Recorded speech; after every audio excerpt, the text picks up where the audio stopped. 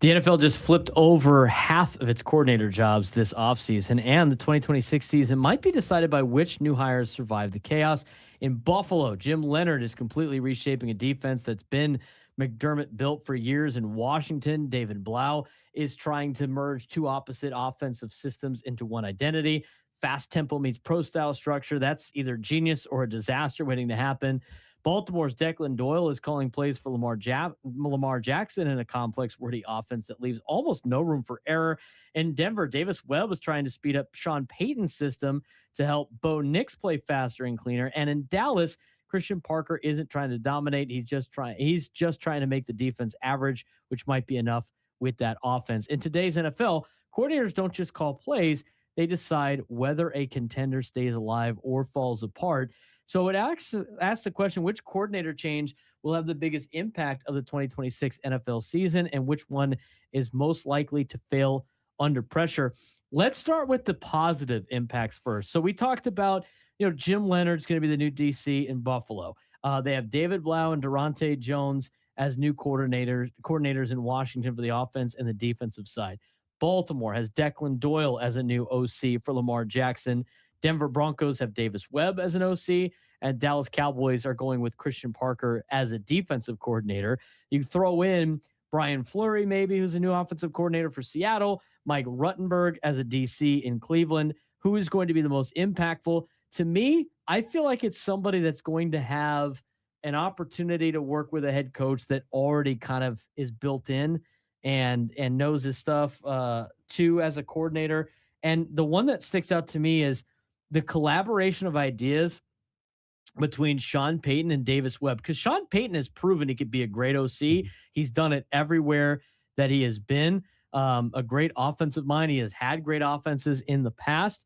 And maybe it's a little bit of trying to incorporate youth of Davis Webb to enhance a Bo Nix if he is able to play, or the offense that they have. So I think it's a very subtle shift in Denver, but I do think it matters because the offense wasn't really slow in Denver, but it wasn't maximizing its pre-snap advantage either. And I think Davis Webb can help elevate Sean Payton and what he does up there in Denver. So for me, that's like the biggest pairing that makes the most sense and what could have the biggest impact. And that's something that you can also take a look at is that Davis, that is a complex offense that Sean Payton likes to run out there in Denver.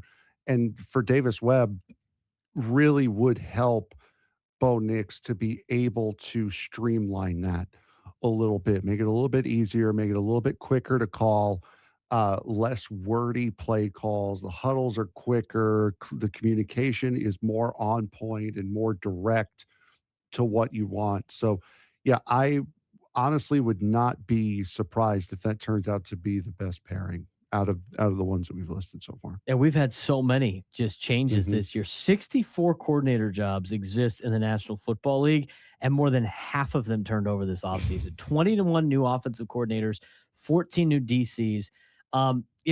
That's changing more than playbooks. I mean, it's like identities, timelines, in some cases, entire franchise directions. And obviously, a lot of these are not rebuilding jobs either. I mean, the other intriguing ones too. So like the Broncos are on a rebuilding job, and No. I think that one makes it a little bit easier. The other two that are on this list here for me that stick out that could be improvements, but they were like not as high to me as the Davis Webb situation. Like Jim Leonard's a good DC. I mean, he spent some time. Obviously, he was a former NFL player not too long ago. Went to Wisconsin, was the DB's coach, turned himself in the DC, became the interim head coach at Wisconsin for a little bit before he went to Illinois, and then worked in Denver and had put together some good defenses as an assistant in Denver. He gets a good opportunity with the Bills, but also like the Bills have players and they've been running Sean McDermott stuff for a long time. Maybe a quick, sometimes you see a slight change with good rosters turn defenses or offenses in even a better unit. So that one was another one on there. And as we mentioned earlier with the Dallas Cowboys, Christian Parker doesn't need to make the defense elite. He just has to make them like decent, because that defense was terrible last year. And if the Cowboys have a decent defense last year, the offense with Dak Prescott and the weapons they have are good enough to do a lot of damage. And Christian Parker runs a Vic Fangio style scheme. light blitzing, too high safeties, a lot of zone coverage designed to funnel plays underneath. Not very flashy, but it's very stable. And with that, I think they can also have success. You also have the Seattle Seahawks too that we mentioned before. They've got a new offensive coordinator in Brian Flurry.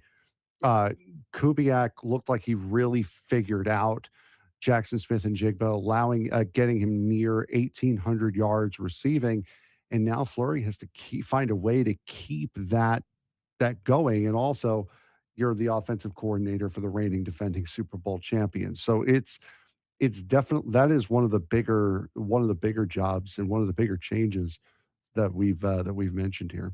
I think that's one of the tweener ones between our two questions of like who can have the best Yeah. impact and then Mhm. what could be a potential disaster.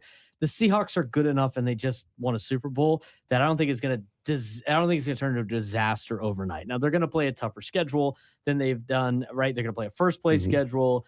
It's reigning Super Bowl champions, but they still have a lot of good players. So it's going to be really hard to screw that up, even though you might see maybe some regression. There's a big reason why Clint Kubiak was so highly sought out for during this offseason, which leads us to the ones that could be a disaster. And to me, the biggest one and I look at two, and they're both kind of in the same area. It's Washington and Baltimore. Like Washington, their experiment's going to be interesting because you have David Blau, who's 30 years old. He's a former backup quarterback, and he's going to merge like Cliff Kingsbury's fast paced shotgun system with Ben Johnson's under center, motion heavy pro style attack. And like you have two opposite football philosophies trying to coexist in one offense. As somebody, and I do it at a very lower level, but has been a coordinator before. When you first start out, you think about all these ideas you want to do as a younger coordinator, and then you realize like you have to keep things simple to an extent, let your players play. I could see that kind of being a problem for the Commanders. Lack of experience just on age. Again, not to say he's probably not a genius, right? A lot of these guys are, but he's very young, former backup quarterback. It sounds like he's trying to do a little bit too much. And the Washington Commanders don't have that like loaded roster that some of these other teams have. No, absolutely not. So the Commanders are really going to be one of those teams that are going to be very, very challenging as far as offense is concerned. And you mentioned the Baltimore Ravens. Declan Royal becomes one of the youngest play callers in football. He's inherited Lamar Jackson at peak expectation, new head coach as well. It is a wordy offense influenced by Sean Payton and Ben Johnson with what he's trying to implement. It stresses protections, formations, pre-snap communication. Now, in the loss of Tyler Lindblom at center, now suddenly Lamar Jackson's being asked to solve more at the line of scrimmage than he ever has. So for a guy who many people say doesn't have a good enough arm to be a quarterback in the NFL, now he's going to have to figure it out the way Peyton Manning used to. And I think that one could be set up for a disaster because I Yeah. didn't think I don't think a lot of people thought John Harbaugh should have been fired in the first place. Yep.